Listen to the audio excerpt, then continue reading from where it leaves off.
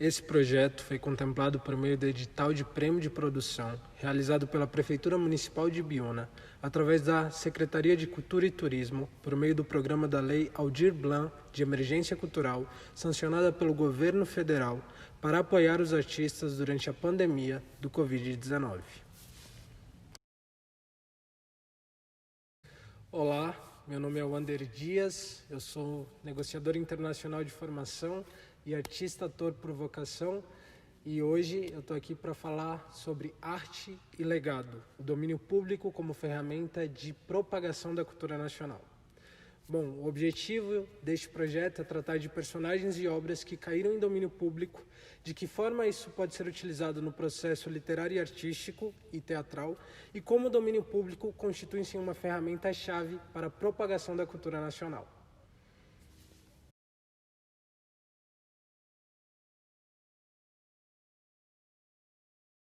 Bom, antes de tudo é preciso entender um pouco sobre do que se trata domínio público.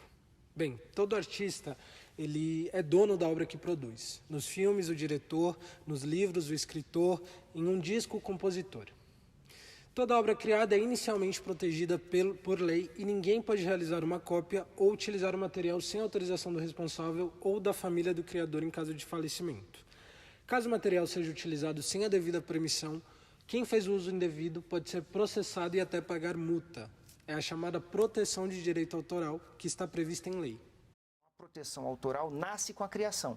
Crio já está protegido pelos direitos autorais, independentemente de qualquer formalidade.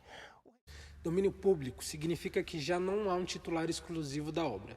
Isso significa que qualquer pessoa pode utilizá-la sem depender da autorização de um titular e sem ter que pedir algo pela utilização. Em 2016, por exemplo, todas as obras do escritor paulista Mário de Andrade caíram em domínio público, inclusive o clássico Macunaíma, de 1928.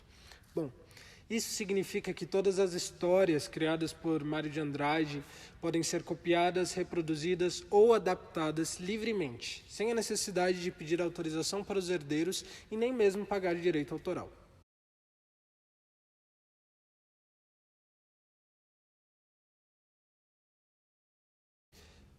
Bom, e como funciona o domínio público? Cada país tem a sua regra específica com relação aos direitos autorais e domínio público. No Brasil, a liberação da necessidade de pagar pelos direitos autorais ou para os herdeiros começa no dia 1º de janeiro do ano seguinte que se completou 70 anos da morte do autor. Por isso mesmo, o dia 1º de janeiro é considerado o dia do domínio público no país. Bom, Mário de Andrade, por exemplo, morreu em 25 de fevereiro de 1945, o que significa que suas obras caíram em domínio público em 1º de janeiro de 2016. Bom, como o domínio público ele costuma ser determinado pelo país de origem do autor, isso significa que a obra de Mário de Andrade também pode ser traduzida para outras línguas sem a necessidade de pagamento do direito autoral. No ano passado, as obras de Mário de Andrade, ícone da poesia modernista brasileira, também entraram em domínio público e as editoras aproveitaram para inovar. Houve um momento em que o silêncio foi tão grande, escutando o murmurejo do Lariquera, que a Índia Tapanhumas pariu uma criança feia. Essa criança chamaram de Macunaíma, herói de nossa gente, que no ano passado nasceu também nos quadrinhos. Renata, demorou muito para isso acontecer? Demorou bastante. A gente teve que esperar pelo menos um ano até que a obra entrasse em domínio público para que pudéssemos lançar essa quadrinização que já estava sendo feita e preparada já fazia 3 anos. A gente acredita que essas obras trazem para os quadrinhos e para a literatura um público completamente novo. O interessante é que isso não diz respeito apenas à reedição de uma obra, mas vai muito além disso. Também é possível, por exemplo, utilizar personagens criados por Mário de Andrade para criar outras histórias. Bom, além de Mário de Andrade, a obra de diversos outros autores também caíram em domínio público nos últimos anos, como a de Monteiro Lobato, em 2019, por exemplo. Toda a obra do escritor Monteiro Lobato passou a ser de domínio público a partir do dia 1º de janeiro. Os livros que reúnem personagens como Emília, Pedrinho e Narizinho podem ser reeditados sem pagamento de direitos autorais aos herdeiros.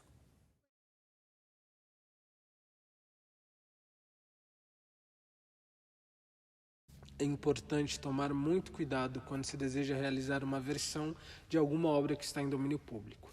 Sempre deve-se atentar para a obra original e evitar as versões posteriores que foram feitas com base naquela obra ou personagem. Por exemplo, a personagem Sherlock Holmes, de Arthur Conan Doyle, pode ser utilizada em novas criações, pois ela está em domínio público. Inclusive, vários autores brasileiros já se aproveitaram do famoso detetive inglês para suas histórias, como é o caso de Jô Soares, no livro Xangô de Baker Street, e O Relógio Belisário, de José J. Veiga. No entanto, as últimas histórias em que Sherlock Holmes aparece ainda estão sob direitos autorais. Isso significa que você pode utilizar a personagem, mas não pode utilizar outros personagens que aparecem nessas últimas histórias e nem traços ou características das mesmas. But how do you know about them? Elementary, my dear Watson. Um exemplo recente de uma suposta violação de direitos autorais ocorreu com a longa-metragem Enola Holmes, da Netflix. Antes mesmo do filme estrear, a plataforma de streaming foi processada pela família de Arthur Conan Doyle. Neste processo, argumenta-se que há diferenças entre as obras de domínio público e as que estão protegidas. Segundo os advogados da família, há traços emocionais de Sherlock que deveriam ser respeitados e que houve uma evolução da personagem. A alegação é que a trama de Enola Holmes é baseada nesta nova personalidade do detetive, mais humana, e que, portanto, está inserida nas obras que ainda não são de domínio público. Eu vim aqui para buscar meus irmãos. Mycroft e Sherlock. Sim, Sherlock Holmes, o famoso detetive, meu irmão genial. Ele responde tudo. Enola, onde estão o chapéu e as luvas? Eu tenho chapéu, mas com essa cabeça. E eu não tenho luvas. Meu Deus!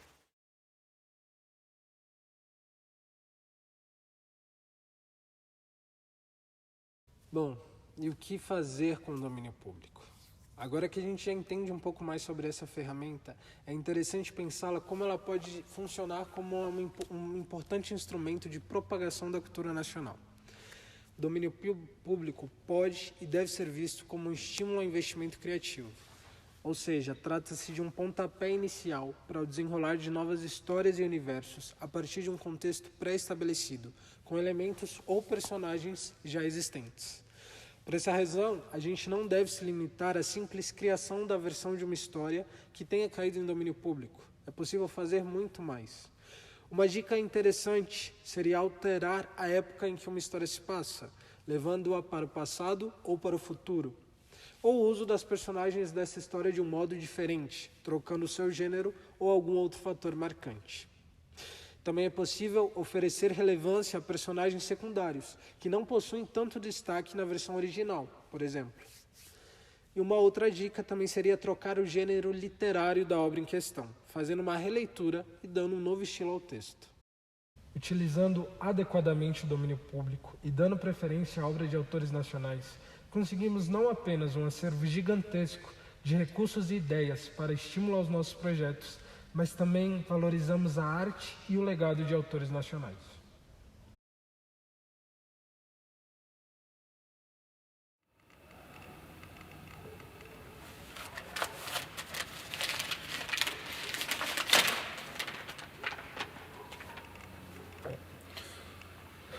Erro é teu.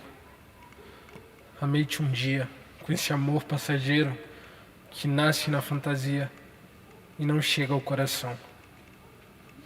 Não foi amor. Foi apenas uma ligeira impressão. Um querer indiferente.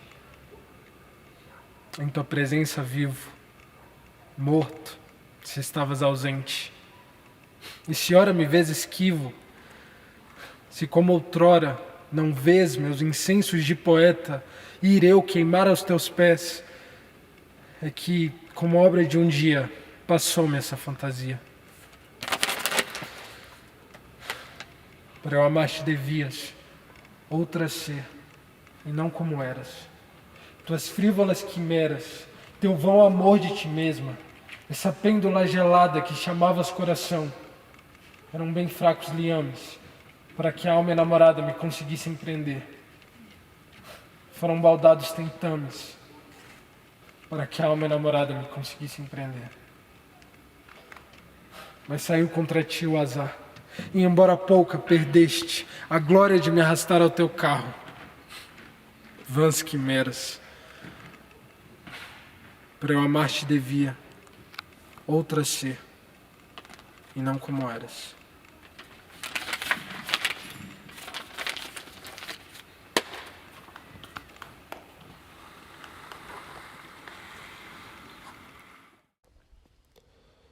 Nem o perfume que expira a flor pela tarde amena, nem a nota que suspira canto de saudade e pena nas brandas cordas da lira, nem o murmúrio da veia que abriu sulco pelo chão entre margens de alva areia, onde se mira e recreia, rosa fechada em botão.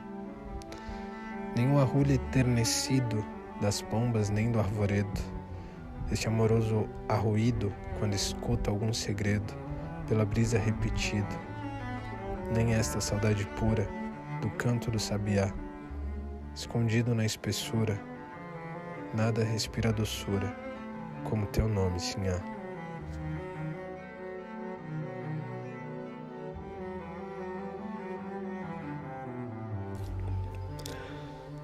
Tu nasceste de um beijo e de um olhar.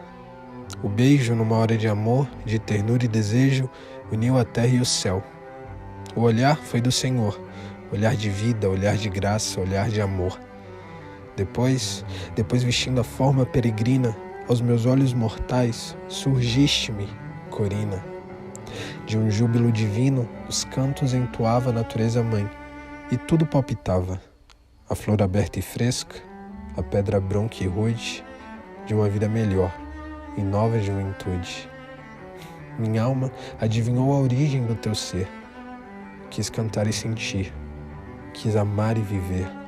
A luz que de ti vinha, ardente, viva, pura, palpitou, reviveu a pobre criatura.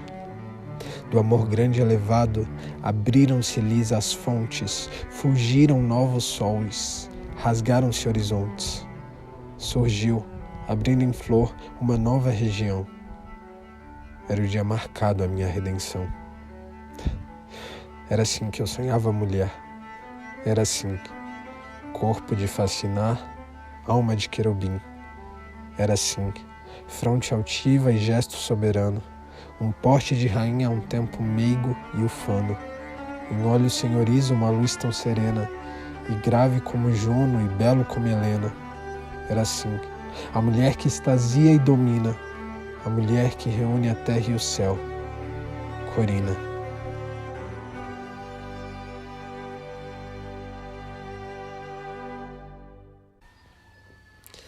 Neste fundo sentir, nesta fascinação que pede do poeta o amante coração, viver como nasceste, ó beleza, ó primor, de uma fusão do ser, de uma efusão do amor.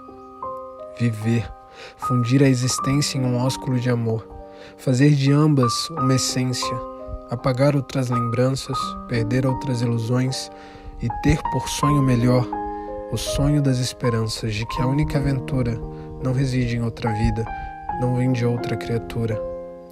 Confundir olhos nos olhos, unir um seio a outro seio, derramar as mesmas lágrimas e tremer do mesmo enleio, ter o mesmo coração, viver um do outro viver, tal era a minha ambição. De onde viria a aventura desta vida? Em que jardim colheria esta flor pura? Em que solitária fonte esta água iria beber? Em que incendido horizonte podiam meus olhos ver, tão meiga, tão viva estrela, abrir-se e resplandecer?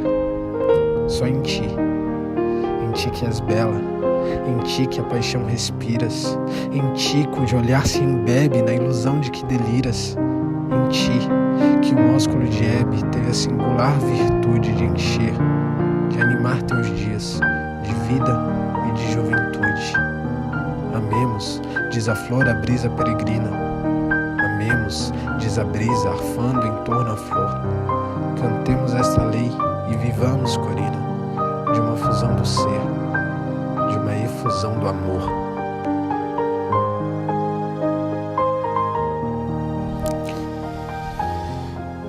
Tu que és bela e feliz, Tu que tens por diadema a dupla irradiação da beleza e do amor, e sabes reunir como o melhor poema um desejo da terra e um toque do Senhor. Tu que, como a ilusão, entre névoas deslizas aos versos do poeta um desvelado olhar. Corina, ouve a canção das amorosas brisas, do poeta e da luz, das selvas e do mar. Então não busques reavivar a chama. Evoca apenas a lembrança casta do fundo amor daquele que não ama. Esta consolação apenas basta. Então não busques reavivar a chama. Guarda estes versos que escrevi chorando, como um alívio à minha soledade, como um dever do meu amor. E quando houver em ti um eco de saudade, beija estes versos que escrevi chorando.